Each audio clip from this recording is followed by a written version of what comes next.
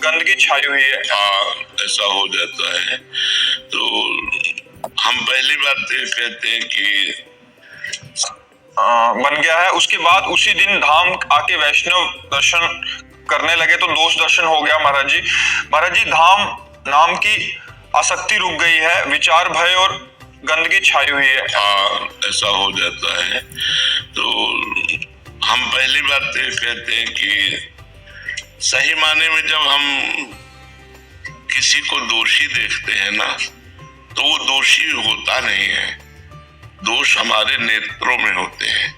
सही माने में अगर हमारे नेत्र में राम है तो चराचर जगत राम दिखाई देगा, हमारे नेत्रों में काम है तो चराचर जगत काम दिखाई देगा, हमारे नेत्रों में श्याम है तो चराचर जगत श्याम में दिखाई देगा, हमारे नेत्रों में दोष है, हमारे हृदय में दोष है तो हमें दोषी दिखाई देगा। हमें कोई दोषी नजर नहीं आता, गुरु कृपा से कोई दोषी नजर।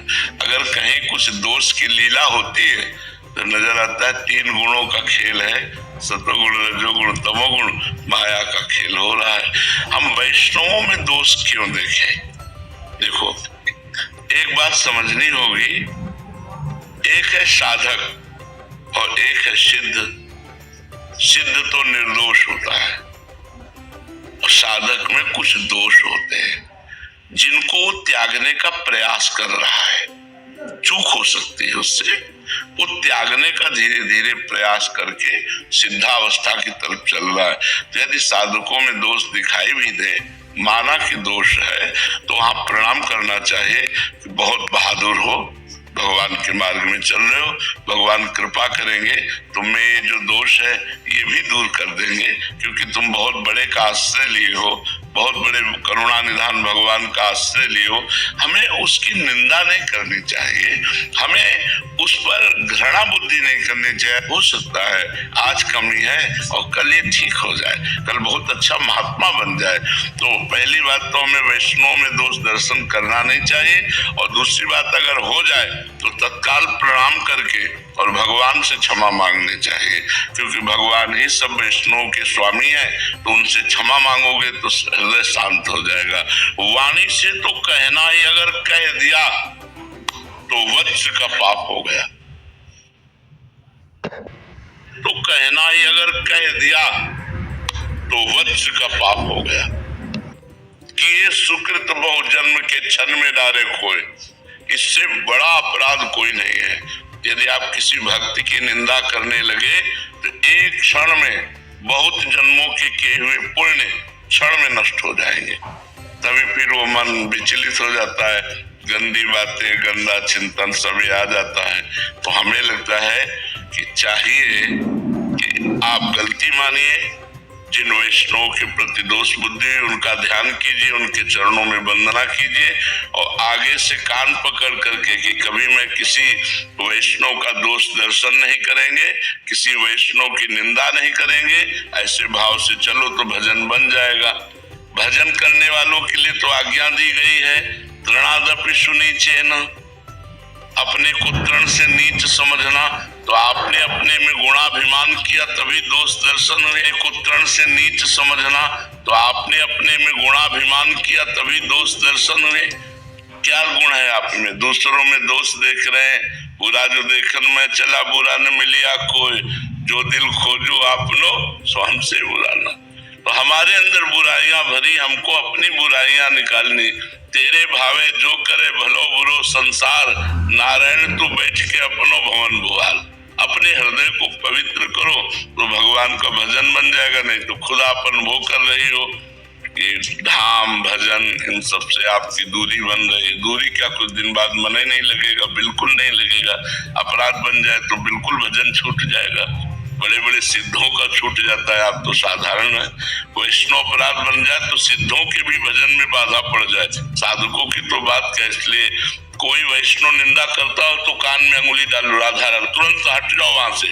वैष्णव निंदा स्वयं तो करो मत और सुनो मत, वज्र की लीक है फिर भोगना पड़ेगा। बहुत ये भयंकर अपराध है। इसलिए संतों के वैष्णव के चरणों में नमन करो, उनमें जो कमियां हैं उनके नाथ ठीक करेंगे। प्रभु उनके स्वामी है, वो ठीक कर देंगे। अपने को अगर ऐसा लगता है कि हमारे प्रति उनका गंदा भाव है तो दूरी बना लेनी चाहिए, डांट देना चाहिए, लेकिन निंदा नहीं करनी चाहिए। किसी कारण से अगर मतलब हो भी गया प्रभु जी तो क्या करे वो? और उसी वैष्णव से अपराध क्षमा मांगे, इसका सिद्धांत है। जैसे आपको किसी वैष्णव से हो गया तो उसी वैष्णव से क्षमा मांगे कि महाराज हमारा दोष दर्शन हो गया था, आप हमें क्षमा कीजिए या दंड दे दीजिए, अब हमसे गलती हो गई। तो वो गुस्सा करें या क्षमा करें, आपने प्रार्थना कर ली, आपका क्षमा हो जाएगा, आपका माफ हो जाएगा। हरि सिंह जी, राधा वल्लभ सिंह। कैसे जाने महाराज जी? जानने की पहले प्रबल इच्छा होनी चाहिए, और प्रबल इच्छा तभी होती है जब समस्त भोगों से, ऐश्वर्य से, मान प्रतिष्ठा से वैराग्य हो जाता है।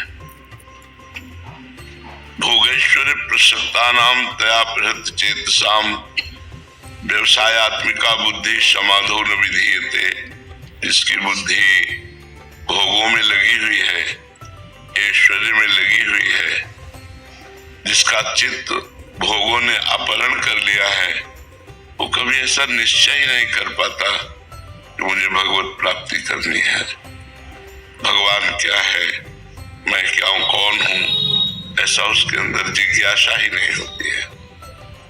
एक सुन सुना कर जिज्ञासा होना अलग बात है, और भूख लगना अलग बात है। जैसे हमें भूख लगती तो सिर्फ भोजन चाहिए, उस समय भोजन सुहाई देता है। ऐसे में भगवान की भूख लग जाए, भजन की भूख लग जाए, भोगों से त्याग हो जाए, तब हमारे अंदर जब भगवान के जानने की प्रबल जिज्ञासा होगी तो आप नहीं जानेंगे, भगवान आपको जनाएंगे। सोई जाने जे देहु जनाई, और जानत तुम्हें हो जाए। वही जानता है जिसे हे प्रभु आप जना देते हो, और जो आपको जान जाता है वो आपमय हो जाता है। तो भगवान को जानना और अपने स्वरूप का जानना एक ही है।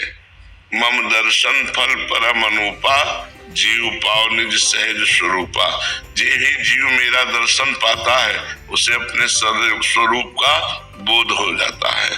तो अगर हम अपने स्वरूप का बोध कर ले तो भगवान को जान गए, और भगवान को जान गए तो अपने स्वरूप का बोध, क्योंकि दो नहीं तो एक ही है, वही आत्मा है, वही परमात्मा है। तो सबसे बड़ी समस्या हमारे आगे है शरीर और शरीर के भोगों की प्रीति। जो ये शरीर है इसको मैं मान लिया है, और इंद्रियों का जो भोग विलास है इसे मेरा मान लिया, अपना मान लिया है। बस ये जब तक नहीं हटेगा तब तक ना आप अपने को जान सकते हैं, ना भगवान को जान सकते हैं। अब इसके हटने के लिए साधु संग, भगवत प्रेमी महात्माओं का संग, साधु संग में भी भगवत प्रेमी महात्माओं का संग। अलग अलग संतों का उद्देश्य होता है, वो उद्देश्य वाले संतों का संग करे जिनका केवल भगवान उद्देश्य है, केवल भगवान। ऐसे संतों के संग से संस्कृति का, आवागमन का, अज्ञान का, अविद्या का नाश होता है। पहला संतों का संग, और दूसरा नाम में अत्यंत आसक्ति, नाम छूटने पर व्याकुलता पैदा हो, तद विस्मरणेन परम व्याकुलते। तीसरा, भगवान को अर्पित कर्म, जो भी कर्म करे वो भगवान को अर्पित करे। पर भगवान को अर्पित कर्म शास्त्र सम्मत होते हैं, जो शास्त्र के अनुसार कर्म करे और उनको भगवान को अर्पित कर दे। पहला सत्संग, साधु संग, दूसरा नाम में सुदृढ़ रति, और तीसरा समस्त कर्म भगवान को समर्पित, और चौथा अपनी नेत्रेंद्रिय, वाकेंद्रिय और श्रवणेंद्रिय, इन तीन को शासन में लाना। नेत्रेंद्रिय से गलत नहीं देखना, श्रवणेंद्रिय से गलत नहीं सुनना, वाणी से गलत नहीं बोलना। इसी में रसेंद्रिय भी है, जबान में दो इंद्रियां, एक वाक इंद्रिय, एक रस इंद्रिय। एक को कर्म इंद्रिय कहते हैं, एक को ज्ञान इंद्रिय कहते हैं। रस इंद्रिय जो ज्ञान इंद्रिय है, वाक इंद्रिय कर्म इंद्रिय। तो भोजन बड़ा पवित्र और भगवद अर्पित, वाणी बड़ी पवित्र और किसी को दुख देने वाली नहीं। श्रवणेंद्रिय सावधान होकर सुने, सावधान होकर देखें। अगर हम इन नियमों का पालन करें बहुत काल तक और भगवान से प्रार्थना करें तो हम अपने स्वरूप को भी जान जाएंगे और भगवान को भी जान जाएंगे। चंदन सेन जी दिल्ली से। राधे राधे महाराज जी। महाराज जी, गुरु को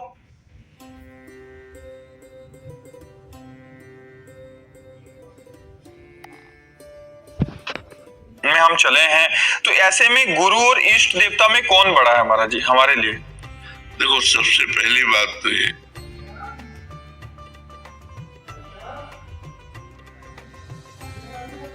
है कि कोई ना बड़ा है ना कोई छोटा है, एक ही तत्व है। किसका प्रश्न है? तत्व एक है।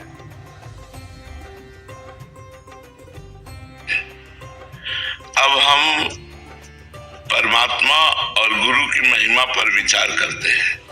जैसे भगवान का नाम और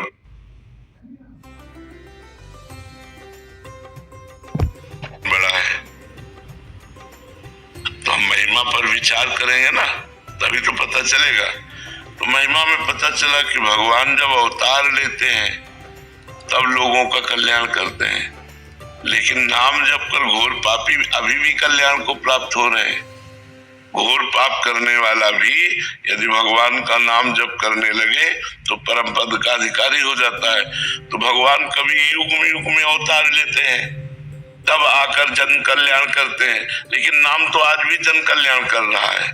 अच्छा, भगवान कुछ का कल्याण करते हैं, नाम तो लाखों का कल्याण कर रहा है।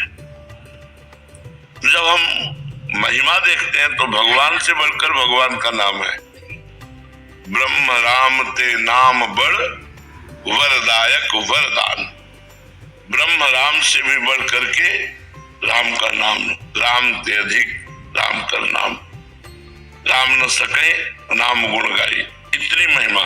ऐसे ही हम जब सदगुरु और भगवान पर देखते हैं तो भगवान हमारे हृदय में सनातन से विराजमान है, लेकिन हमारा कल्याण नहीं हो पाया।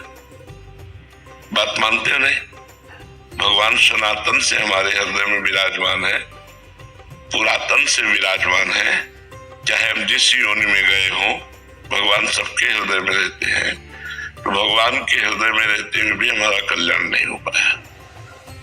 वही भगवान जब गुरु रूप धारण किए, वही भगवान है, दूसरा कोई नहीं है। बन्नो गुरुपद कंज कृपा सिंधु नर रूप हरि, महामोह तम पुंज जासु बचन रवि कर निकर। वही भगवान जो हमारे गुरु रूप में विराजमान हुए और अपनी वाणी रूपी सूर्य का प्रकाश किया, तो हमारे अज्ञान अंधकार का नाश हो गया, भगवान का साक्षात्कार हो गया। इसलिए भगवान ने स्वयं आदेश किया, मोते अधिक गुरु ही जी जानी, मेरे से भी बढ़कर के गुरुदेव को जानना, भगवान ने कहा। तो इसलिए गुरु गोविंद दो खड़े काके लागो पाओ, तो बोले बलिहारी गुरु आपने गोविंद देव, कि वो गुरुदेव की बलिहारी जिन्होंने गोविंद जो छुपे हुए थे उनका साक्षात्कार करवा दिया। तो इसलिए एक तत्व होते हुए भी, जैसे नाम और नामी अभेद होते हुए भी नाम बड़ा है, ऐसे गुरु और इष्ट अभेद होते हुए भी गुरु बड़ा है।